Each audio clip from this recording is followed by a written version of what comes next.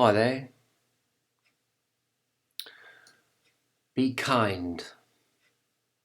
This is the affirmational injunction attributed to Tipereth, or the sixth Sephirot on the kabalistic tree of life, which is in Western magical tradition attributed to soul or sun, or the sphere of the sun. And of course, today this weekend is the summer solstice, Midsummer.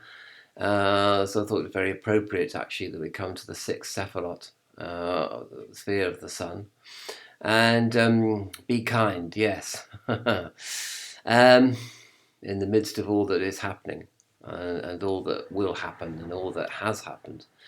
Tipereth, along with Hesed, which is the fourth Sephirot, and Gebura, which is the fifth Sephirot on the Kabbalistic tree of life, together these form an inverted triangle, and it's that they're the last three Sephirot before the Great Abyss, which divides the seven Sephirot from the three supernal Sephirot, which is the first, second, and third, which is above the abyss.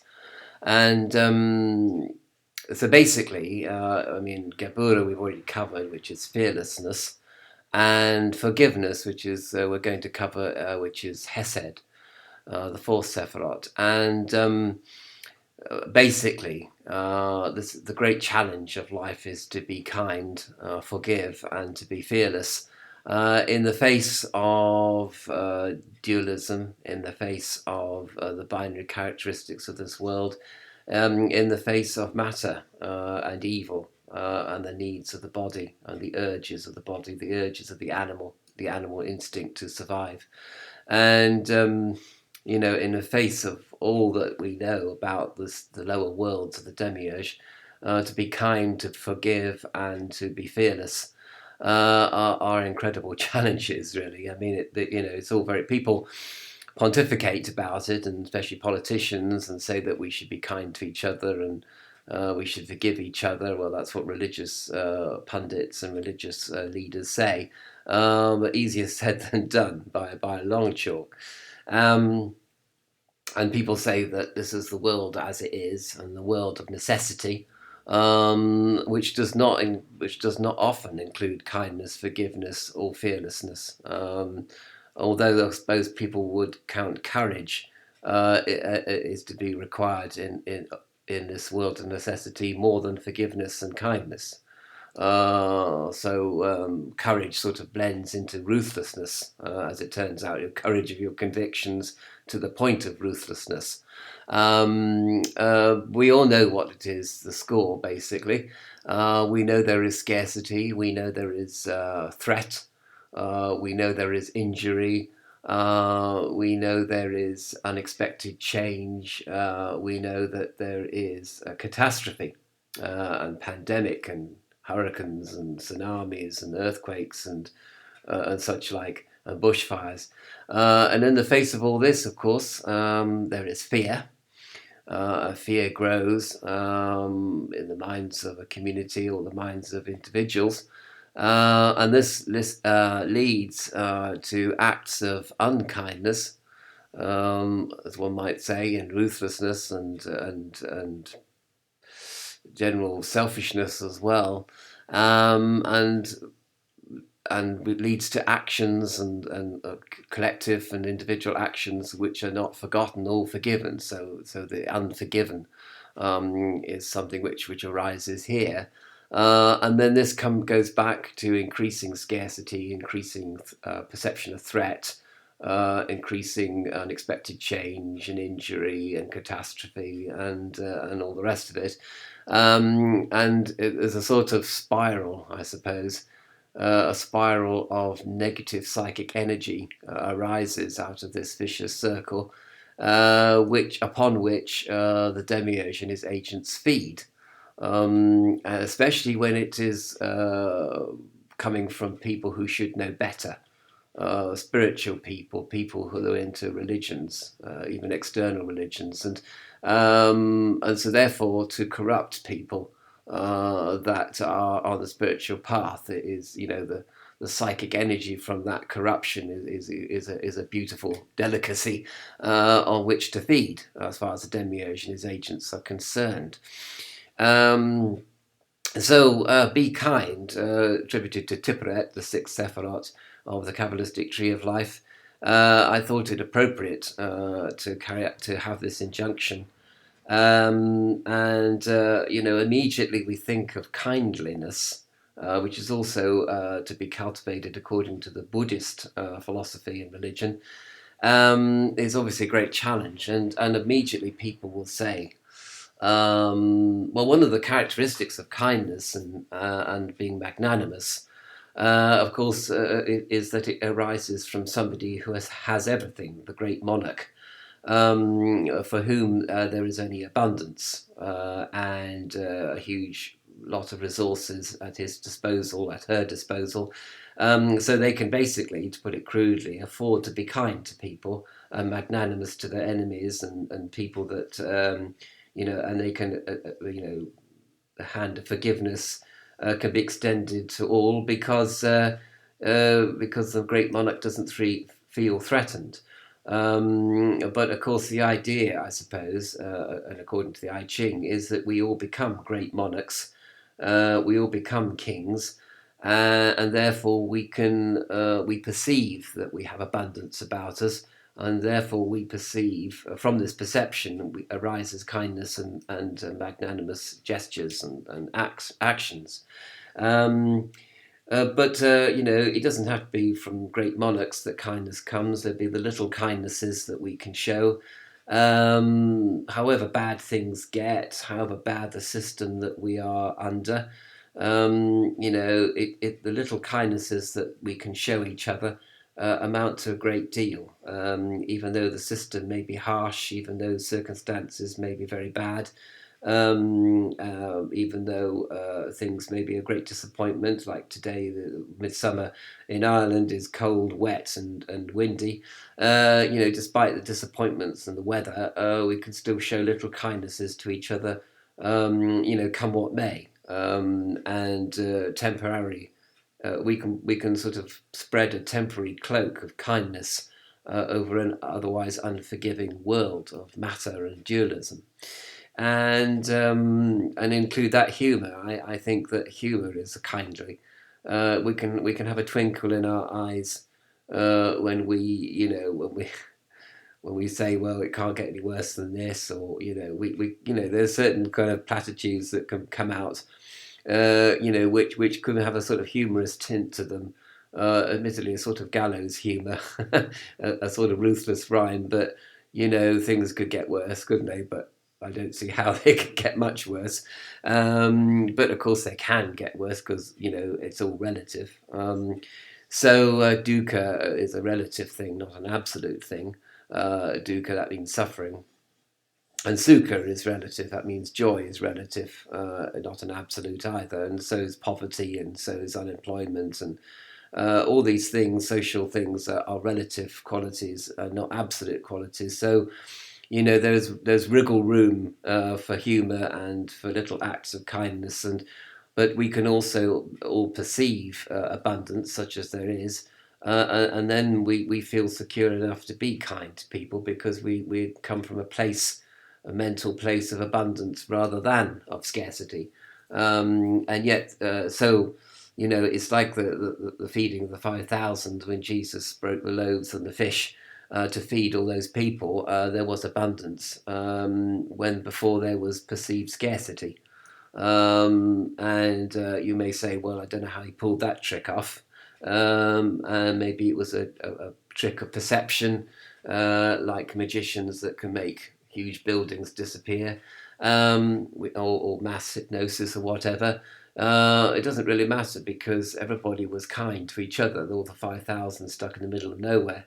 And fights could break out and there could be acts of unkindness, instead of which there was orderly kindness, and people, everybody having, sticking to the right distribution, or there was fairness and everybody stuck to that principle of fairness in the face of scarcity.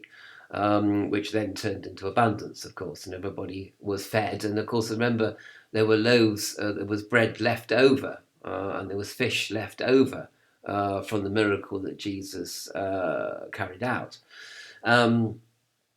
But then immediately people, they've got the naysayers and the doubters and the negative people come out and say, well, is kindness unconditional? Can you really be kind all the time unconditionally to people? Or is there such a thing as appropriacy? We can only be kind in the appropriate situations in the face of appropriate behaviour. And if there is inappropriate behaviour on the part of people or individuals, then sometimes unkindness is the appropriate response, people say. And then there's the idea of the English saying "cruel to be kind." Sometimes you have to discipline people, and that might involve an unkind action or an unkind attitude, or rather stern, rather cold, rather unforgiving mask we might have to put on in the face of inappropriate behaviour. So there are rules to. Society needs its rules, and families need their rules. And if they don't have rules, well, out of anarchy comes tyranny. So it becomes even worse. And the old thing about the teacher, the stern teacher that started off the academic year was very nice to the pupils by the end of the year, and the sort of permissive hippie teacher who started off the year being magnanimous and kind to people ended up being a tyrant because they lost control of the class, basically, and of class management. So behaviour management is important. On the other hand, I think that to provide a kindly atmosphere is important. A friendly, kindly atmosphere amongst one's pupils is important. And then psychological experiments have shown that a mixture of permissiveness and punitive actions and a balance between being punitive and being permissive, that is, being punishing and being allowing or kindly or forgiving, the balance between the two is probably the best way, certainly, to bring up children. But nevertheless, within that sort of polarity of permissiveness and punitiveness, kindness, humour, gentleness, and a sort of loving atmosphere can prevail. And there's no reason why authority should become tyranny by any means. The best, obviously, the purest authority it rules without tyranny, without the threat of and without coercion and punishment, except where it is absolutely necessary. So as the hymn says, quick to forgive and slow to chide. Nevertheless, God does chide, and criticism might be necessary, and forgiveness not inappropriate, but one must be quick to forgive and slow to chide. This is the answer. And punishments need to be positive rather than negative. So you need to do things that will reinstate the imbalance that your behaviour has initiated. So misbehaviour initiates an imbalance in the universe. And the person responsible needs to be held accountable for what they've done, firstly, and secondly, they need to recompense people and the universe generally with some kind of compensatory response. So that's important. And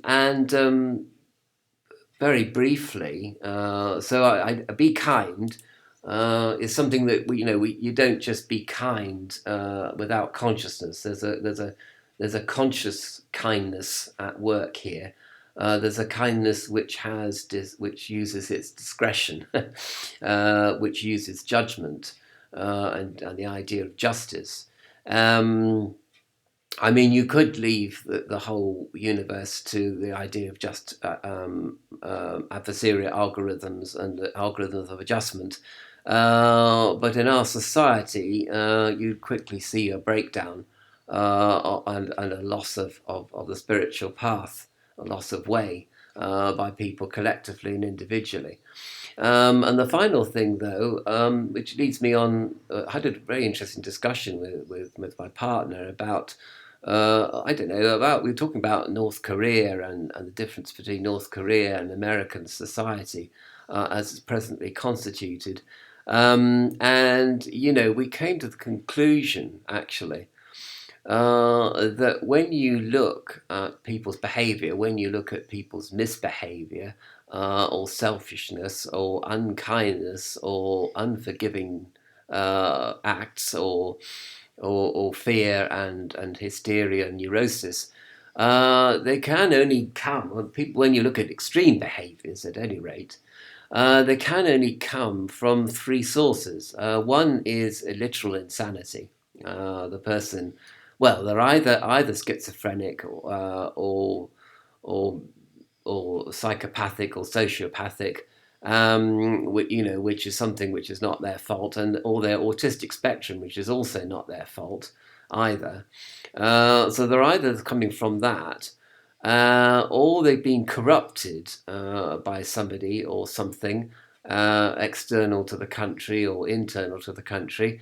And maybe this corruption began, when the first person began to corrupt the next person, their neighbor, usually from, as Plato said, put the writers and artists on an island, because they do corrupt the young, they do corrupt people. And there's a history of corrupting people which goes right back thousands and thousands of years, when art and writing were born, basically. And people put down the contents of their imaginations onto paper and into artistic form. That's when the trouble began. So either a source of corruption, or this is very interesting, where people have been badly socialized by parents or communities. And by that I mean that authority has been imposed through violence and coercion and threat, and through emotional blackmail. So physical, emotional abuse has occurred.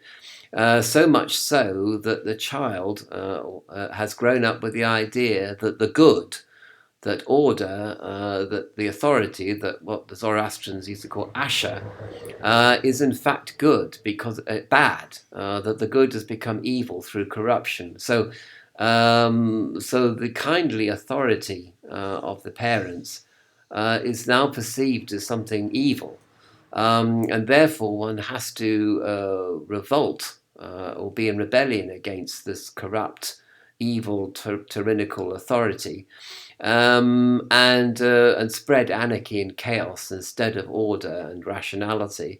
And people think that they're sort of purifying themselves and the universe of corrupt, hypocritical order by spreading chaos. But of course, we know they're throwing the baby out with the bathwater, and just the answer to corruption and abuse is not to spread more corruption, more abuse, more hypocrisy, more chaos, and more disorder. But somewhere along the line, somewhere along the way, the child has become twisted. Their mind has become twisted, and they associate Jesus and God and Asher and order and authority, or even kindly authoritarianism, and sort of benign dictatorship, as it might be called, as a parent, as being a parent, or being a benign dictator. You're not a democracy, or at least you shouldn't be. You are imposing order on the chaos of the child's mind. But nowadays, that's rejected for a start, that whole philosophy. And one of chaos is replaced order. So somebody, and then I suppose when this twisted philosophy becomes something you corrupt other people with, who basically weren't brought up badly, but who begin to see, they begin to look at your life and say how bad it was, and then they say, well, it must be that my life was very bad as well. And so therefore it becomes a sort of Mexican wave of belief, that order is bad and chaos is good.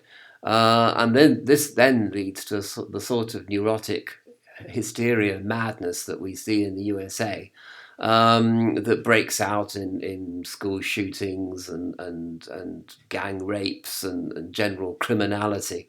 And society which doesn't take any notice of authority, and authority is actually quite frightened of the populace. But somebody did say to me it's a good thing if the government is frightened of its people.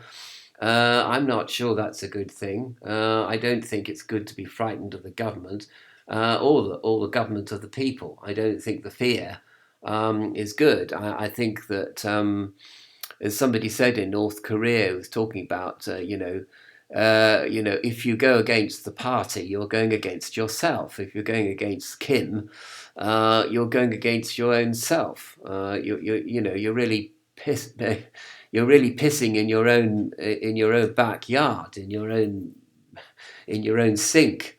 You're poisoning your own psyche, basically, by going against the collective of the Communist Party. And so I can see that, as I say, a lot of people, interesting that a lot of people in the former Soviet bloc now wish they had Soviet communism back, because it was, at least you knew where you were. Whereas nowadays, with sort of laissez-faire liberalism and so-called libertarianism, you don't know where you are.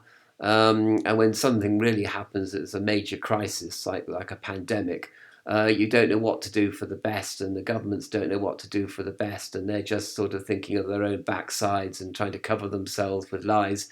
And the whole thing is sort of chaotic, really. But of course, I understand that underneath the orderly veneer of North Korea, of course, there are chaotic, even demonic forces at work, whereby there are various factions within the North Korean Communist Party and within the political and military elite, who all hate each other.